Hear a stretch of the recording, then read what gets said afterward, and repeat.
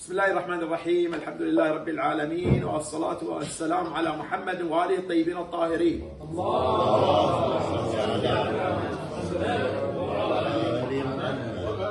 وقفة مع الحاج إبراهيم بن المرحوم ياسين بن المرحوم منصور رمضان ليعطينا معلومات عن والده الحاج ياسين رحمة الله عليه. رحمة الله عليه. تفضل. انا مثل ما قلت قبل شوي واحنا خارج التغطيه ان انا شهادتي مجروحه في والدي، لكن واجبي يعني يدفعني ان انا اتكلم عنه. يمكن كثير مو حد يدري عنه الحاج ياسين، بس كثير يعرفون عنه مواقفه الانسانيه. كان تاجر، كان ملي يعني تاجر وملي. يمكن اغلبكم يعرفون الحاج منصور ملي، لكن مع ملائته في إنسانية كثيرة جدا كثيرة، مع غناه وشبابه، لكنه متواضع إلى حد يعجز اللسان عن يتكلم، لدرجة أنه ما يقبل إذا جاب عمال يعتبرهم عمال، كأنه يعتبر هو واحد منهم، يتغدى معاهم.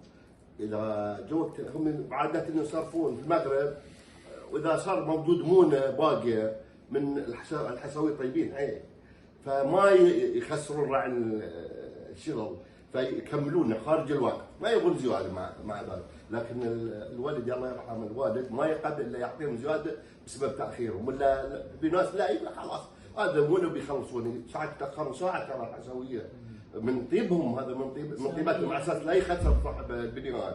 هذا موقف ابو سعيد عارف، لانه كان ابو سعيد يشتغل في البناء.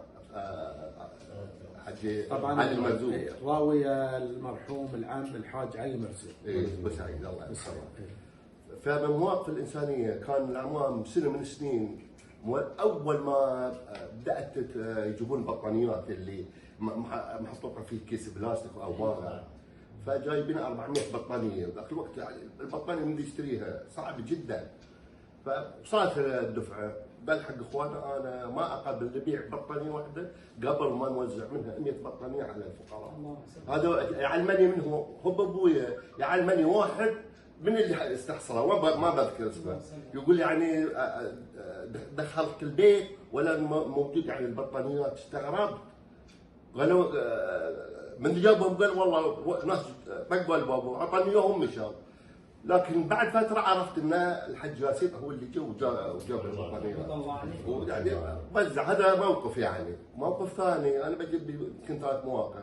موقف ثاني، واحد من اهل الكويت كان صديق وياه، ذاك الوقت الماده يعني صعبه، كان ساكن ويا ابوه اصر عليه انه يطلع، الا تطلع من البيت، عندي ولد واخوك الصغير ما بزوجه. المهم انه حارف وراح شرى بيت، هو ساكن في الكويت، شرى بيت في العله، وبقى عليه من المبلغ 17,000. ابوه قال له ما تقعد في البيت، قطع رابط في السكه اذا ما تطلع. وراعي البيت قال انا ما اعطيك البيت الا تسلم لي الباقي. فيقول انا في رمضان، يقول فرحت اصلي في مسجد الكويت، يقول صدفه جابت اني صدفه قعدت يا ابوك. هذه علماني كل مره يذكرها، كل مره اقابله يبدا يصيح ويذكرها. هو عمر الله يرحمه يمكن قريب ال100 الله يرحمه.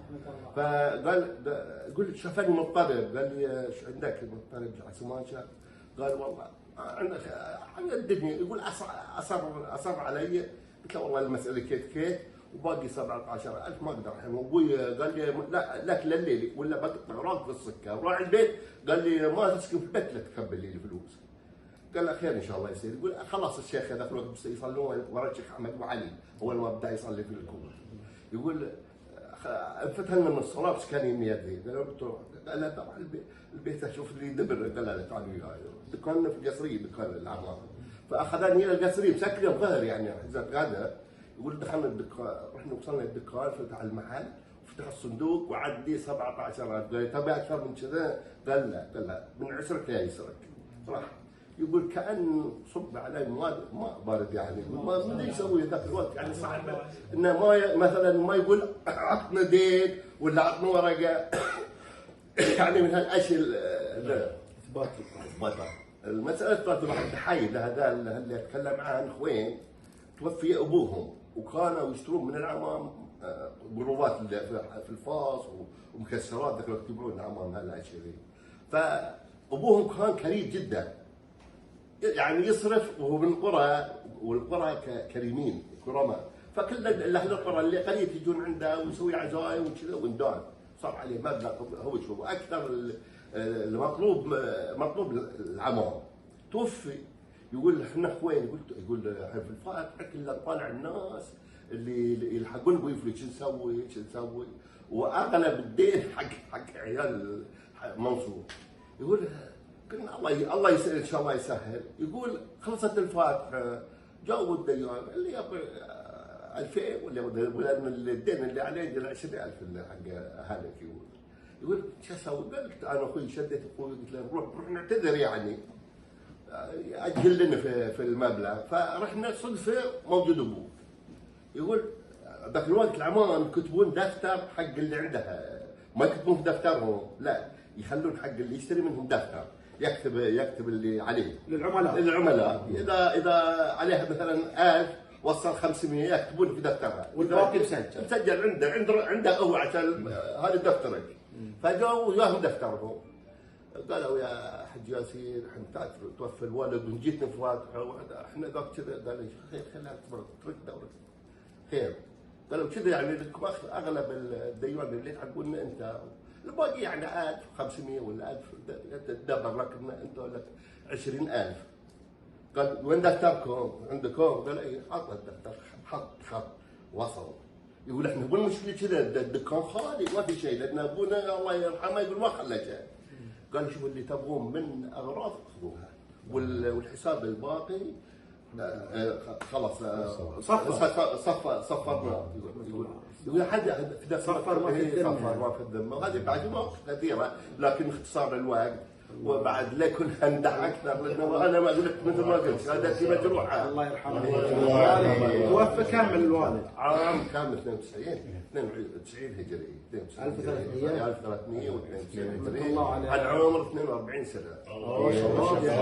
شباب رحمه الله على الحاج ياسين، رحمه الله موتانا موتاكم موتى المسلمين، الى ارواح الجميع. قراءة سورة الفاتحة قبلها الصلوات على محمد وآل محمد. سيدك السنة. اللهم صل